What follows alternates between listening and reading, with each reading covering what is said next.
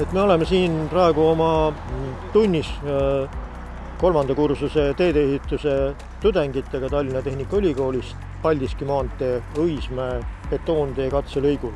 See objekt sai valmis 2016 jaanipäevaks ja me näeme siin asfaltkatte osas, kus ei ole betooni, et lubatud Euroopa sügavuse piirid on tänaseks juba ületatud. Esimeses asfaldi osas, mis on ehitatud samal ajal, on Euroopa sügavus kusagil 10–25 millimeetrini. Asfaltkattel oleks vähemalt Euroopa remiksi juba praegu vaja, aga betoon asfaldist kulumiskihiga kannatab veel aastakese paar.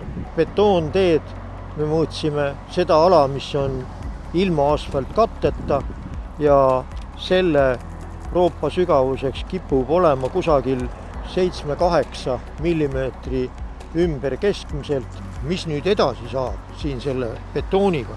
Kui arvestame, et betooni enda Euroopa sügavus on siin kusagil alla 10 praegu, siis me saame kindlalt öelda, et see betoon kestab meil 20 aastat rahulikult enne, kui tema roobas areneb liiga suureks.